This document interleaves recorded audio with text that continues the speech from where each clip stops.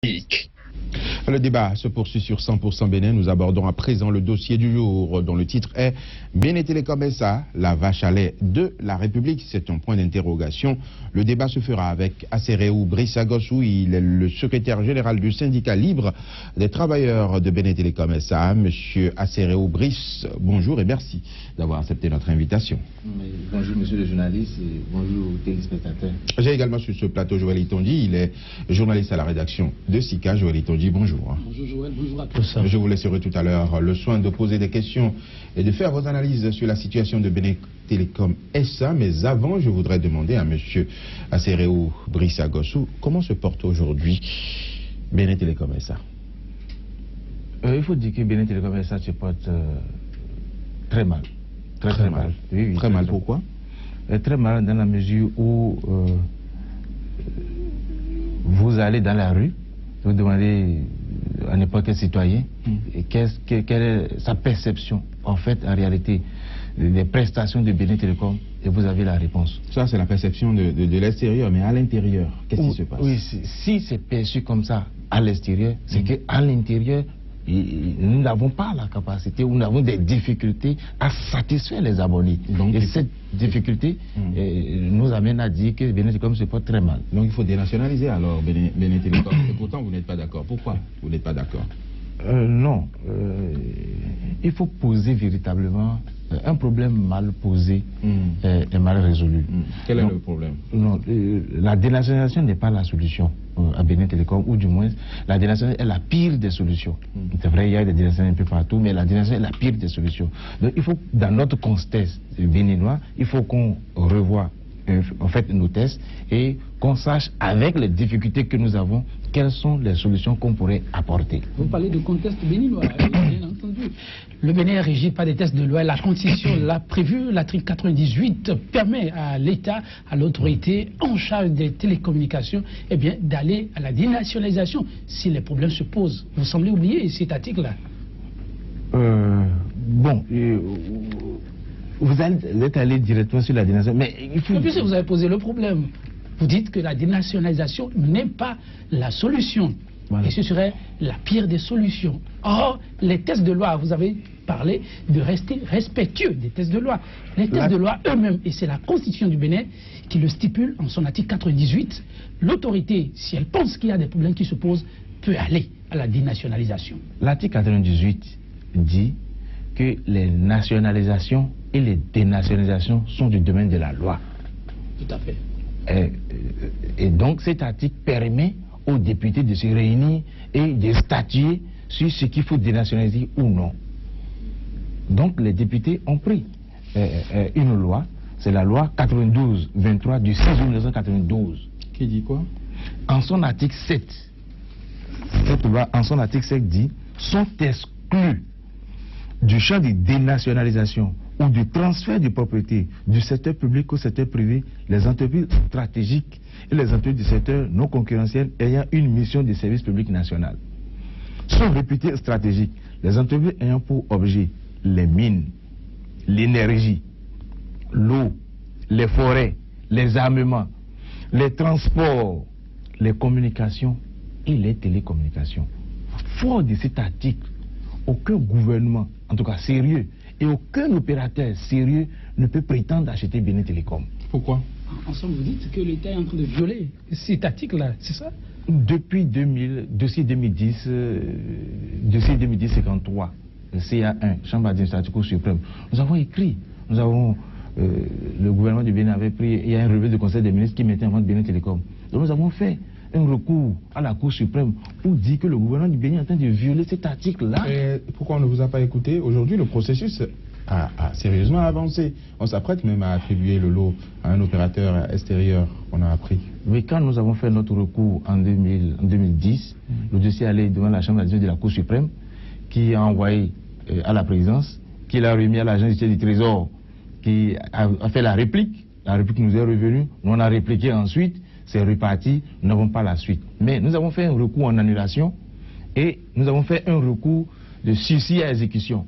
Et ce qui a été obtenu, le processus de dénationalisation du Bénin Télécom en 2010 a été arrêté. Et pourtant, c'est en cours aujourd'hui. Non, c'est ce qu'il faut comprendre. En fait, c'est un jeu. que nos autorités font. Le décret qui mettait, ou le relevé du Conseil des ministres, qui permettait de vendre Bénin Télécom, lorsque nous avons demandé d'arrêter ça, ils ont arrêté. Maintenant, ils ont pris d'autres décrets.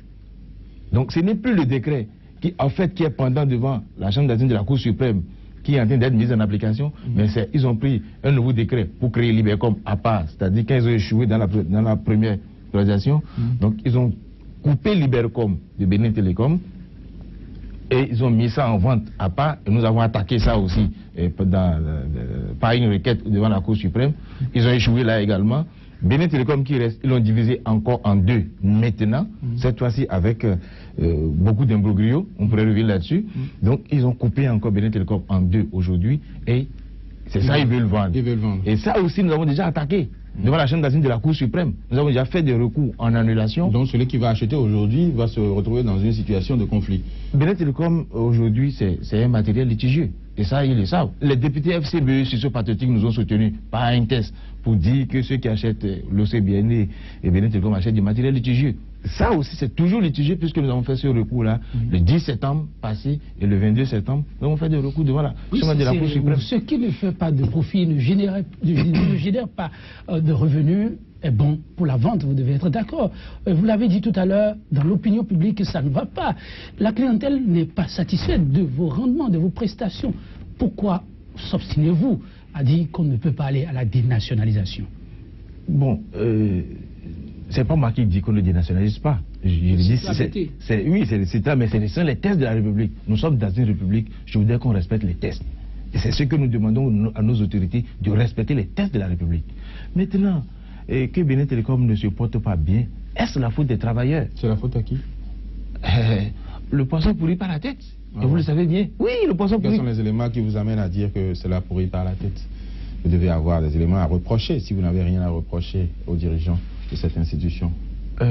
Bon, et si c'est à reprocher, nous allons l'étaler jusqu'à demain, nous n'allons pas finir. Oui, dites-nous, qu'est-ce que vous leur reprochez? D'abord, lorsque vous prenez par exemple la gestion de Bénin Télécom, aujourd'hui on a constaté, depuis 2006, lorsque le gouvernement de Boniaï est arrivé, on a dit ils ont dit qu'ils ne privatisaient pas Bénin Télécom parce que le secteur des télécommunications a été ouvert à la concurrence sans loi. Et il n'y avait pas de loi à l'époque. Il y avait deux ordonnances. Les ordonnances 02 du 31 janvier 2002 et l'ordonnance 03 du 31 janvier 2002 qui mettaient en place quelques règles. Et puis l'autorité de régulation. À l'époque, c'était M. Zissou Ambroise. Quand ils sont arrivés, ils ont suspendu l'autorité de régulation. Ils ont mis en place l'autorité transitoire. Cette transition a duré 8 ans. Ce n'est qu'avec la loi du 9 juillet 2014 que l'autorité de régulation a été mise en place, l'accepte aujourd'hui. Alors, donc, et ayant ouvert ce secteur à la concurrence sans loi, ça a créé beaucoup de difficultés pour l'entreprise nationale. Et vous savez, à la tête de notre entreprise de Bénin Télécom, on ne met pas l'homme qu'il faut, à la place qu'il faut. On a vu depuis 2006 les nominations qui ont été effectuées. C'est des gens qui n'ont pas véritablement... Ce sont des techniciens, tous ceux qui ont été directeurs jusqu'à nos jours. Ce sont des spécialistes de la chose, ce sont des ingénieurs en télécom.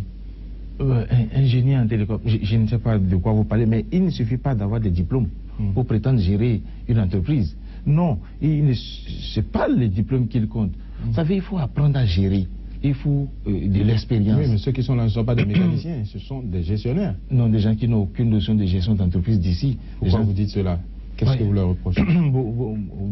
Beaucoup de choses. Vous savez, d'abord, même la nomination. Avant de nommer quelqu'un à la tête d'une entreprise, à un poste aussi technique, il faut au moins un minimum de 10 ans d'expérience. Ça, c'est ce que les tests sont prévus. Et ce n'est pas respecté. Ceux qu'on envoie, c'est des gens qui ne connaissent rien de la gestion de l'entreprise, qu'on amène d'ailleurs, qu'on vient mettre à la tête. Oui. Et quand on met... C'est ce que vous dites. Mais si cette personne ne commet rien de grave, ça veut dire il n'y a pas quelque chose à leur reprocher. Nous avons vu dans la dénationalisation, parce que ça ne respecte pas les tests, nous sommes d'accord. Mais la gestion... Que les tests permettent à l'autorité d'aller devant les députés pour voir dans quelle mesure essayer, comme on dit, faire confirmer l'exception. Et là, vous n'allez pas l'exclure non plus. Oui, je vais revenir aussi sur ce point. Maintenant, avant de poursuivre, je prends un exemple. Dans la presse, nous avons vu 100 millions pour réfectionner le domicile du directeur général. Dans la presse, qu'est-ce que vous, en tant que syndicaliste, vous avez fait comme investigation? Justement, donc, quand c'est sorti dans la presse comme ça, la direction de Bénin Télécom nous a appelés en tant que syndicat, nous étions un certain nombre 5, pour venir signer un papier qu'ils ont rédigé, une communication dans la presse, pour dire qu'il n'y a jamais eu de détournement autour de 100 millions, qu'il y a 100 millions pour réfectionner le domicile, en tout cas le village du DG. Nous avons été dit, mais donnez-nous les preuves. Donnez-nous les preuves qu'il n'y a pas eu 100 millions pour réfectionner votre domicile. Mais nous n'avons pas, on m'a sorti un document, je vous envoie 93 millions 500. J'ai dit, mais ça, c'est 100 millions, 93 millions 500. On me dit, non, il ne faut pas regarder là, il faut regarder en haut. Et en haut, il y avait quoi? Il y avait 7 millions 800. J'ai dit, mais c'est tout, on me sort un autre document. C'est la même chose, 93 millions. Le directeur, pour bien diriger, a besoin de se sentir à son aise. Non, ça veut dire que, et nous avons continué, hein. Les 100 millions étaient décaissés, mais ont été saucissonnés. Moins de 10 millions, c'est-à-dire que 7 millions ici, 8 millions, 9 millions. À l'époque des faits, c'était autour déjà de 40 et quelques millions. À l'époque, ils n'avaient pas tout décaissé lorsque l'information est sortie dans la presse. Mais nous avons refusé d'accompagner la direction générale dans ce jeu si nous n'avons pas tous les éléments. Nous donnons les documents, ils ont refusé. Donc l'argent destiné pour Bénin Télécom va ailleurs.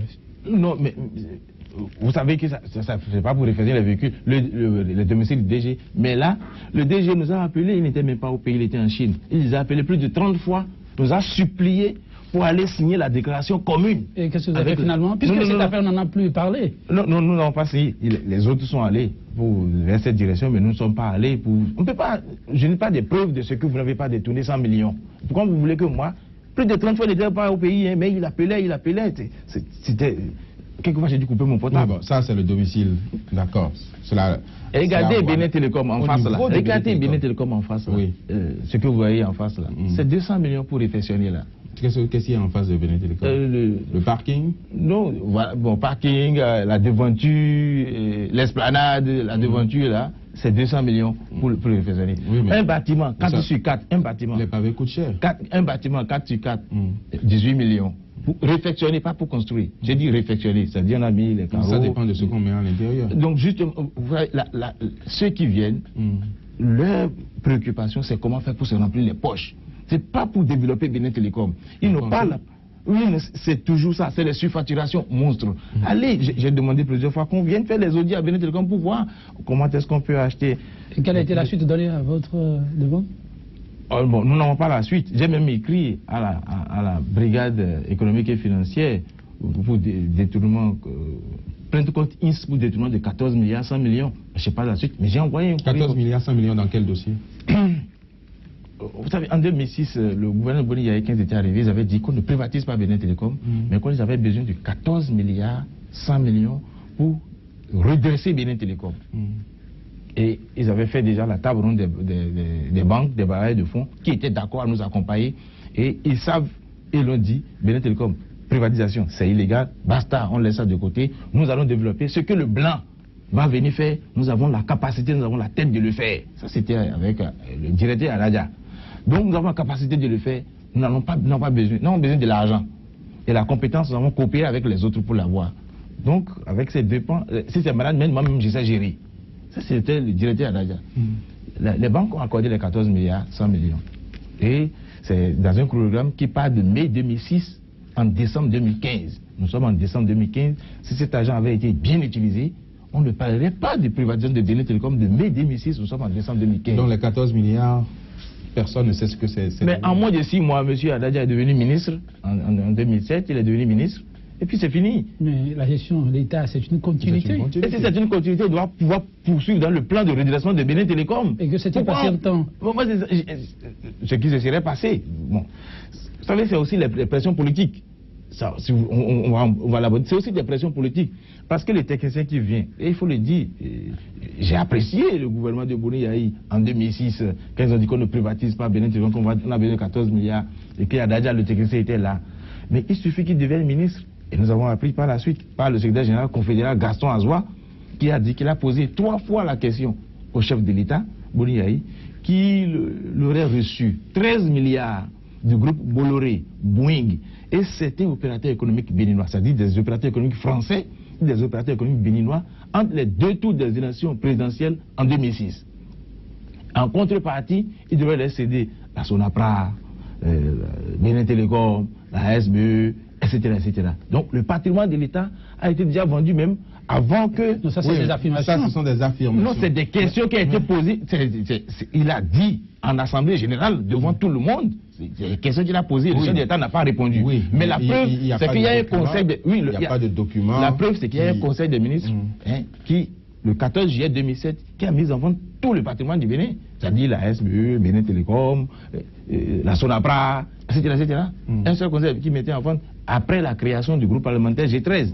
Donc, il ne faut pas oublier les pressions politiques qui amènent. Et ça, c'est la France-Afrique en action. Alors, revenons à Bénin Télécom. Vous étiez en train de contester la dénationalisation en cours et nous avions appris également qu'il y a du flou au niveau de la fibre optique. Aujourd'hui, le Bénin a de la fibre optique, mais il est difficile de se connecter réellement au Bénin, d'avoir une bonne connexion Internet. Que se passe-t-il dans ce domaine?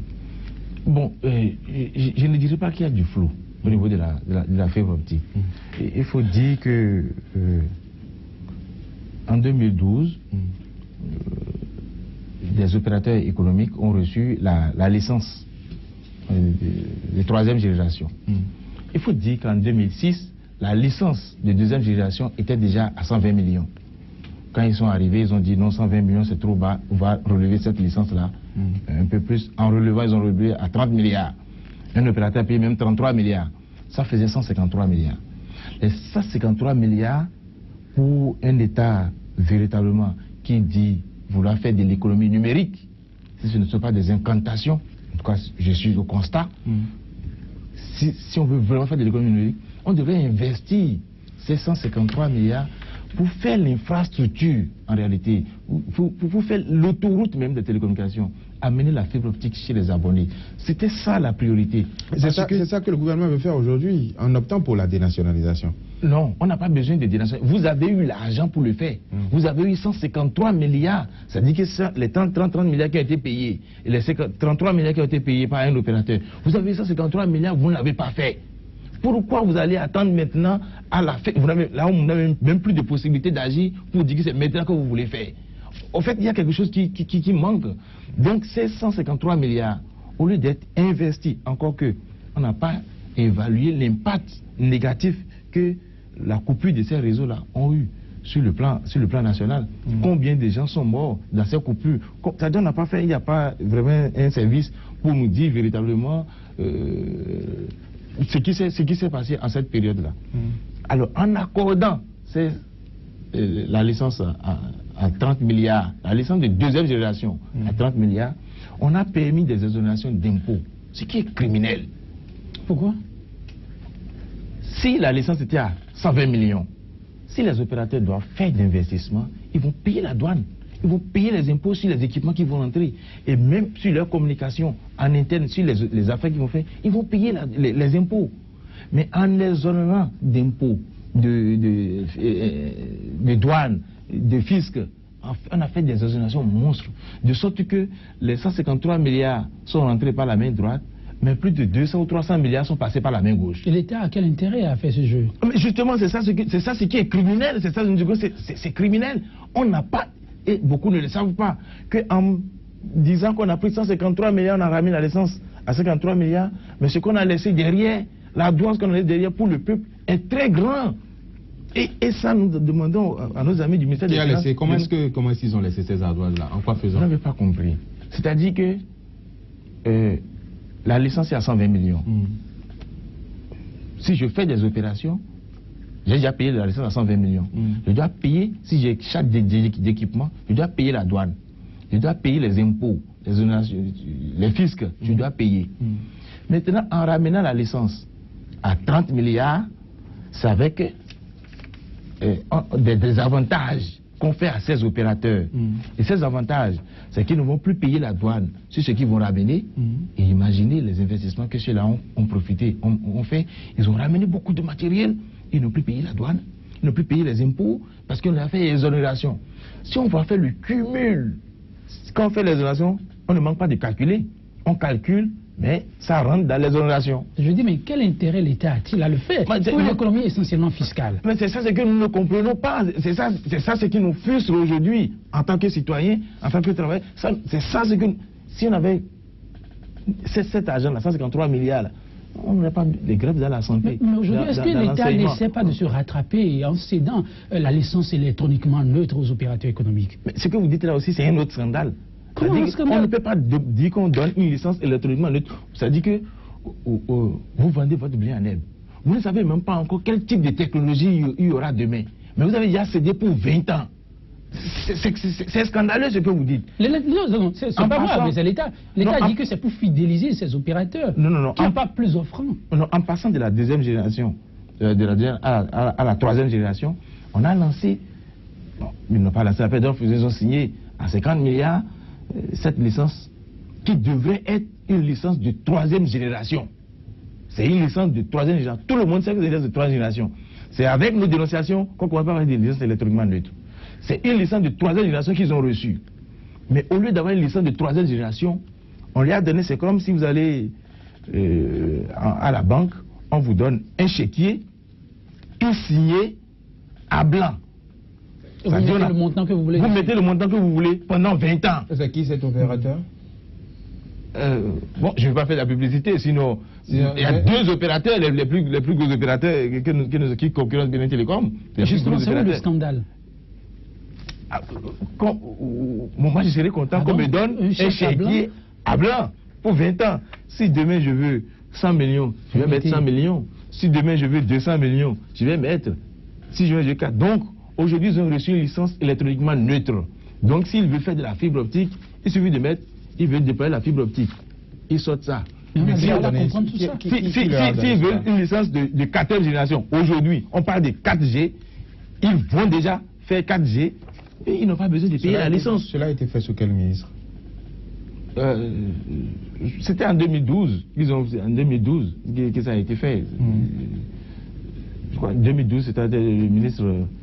Je ne me rappelle pas du ministre qui était là en 2012. Aujourd'hui, c'est consommé. Non, c'est pas consommé. Hein. Pour le peuple, non. Rien n'est consommé. On peut tout remettre en cause. Nous sommes en train de remettre en cause. Nous appelons les autorités et surtout les députés à regarder de plus près ce qui se fait. Est-ce qu'ils ont justement été saisis? De troisième génération. Moi, j'ai envoyé un courrier à tous les députés. J'ai envoyé un courrier à tous les députés. C'est une adresse de citoyenneté que j'ai fait aux députés de la 7e législature pour leur donner l'information au fin de faire sursoir pour le site de dénationalisation avec notre plan de relance. Très rapide, nous sommes presque à la fin de cette émission. Vous avez certainement un mot de fin. Puisque c'est la première partie, nous allons revenir sur ce dossier demain. Bon, comme vous dites que nous allons revenir deuxième, parce qu'il faut que les gens comprennent en réalité le scandale qui constitue même cette licence électroniquement neutre qui a été accordée et allez-y comme mot de conclusion. Le déguerpissement, on est en train de faire déguerpir nos installations. On a même déjà fait. Ils sont en train de déguerpir Bénin Télécom de la fréquence sur laquelle nous faisons du Kanako, c'est-à-dire l'Internet haut débit qui pourrait profiter pour tout le peuple. Donc, un mot de fin, je ne sais pas quoi dire, que la dénationalisation de Bénin Télécom est illégale. Nous n'avons pas dit ça ce matin. La dénationalisation de Bénin Télécom est illégale. Que la licence électroniquement neutre accordée aux opérateurs électroniques est une licence suicidaire pour le peuple béninois, suicidaire pour le pays. Nous n'accepterons jamais. Et nous savons que c'est la France-Afrique qui est en action au fin de mettre le pays sous le jonc de l'impérialisme français, l'impérialisme international. Merci. Merci, Brissa Sereou, à gauche.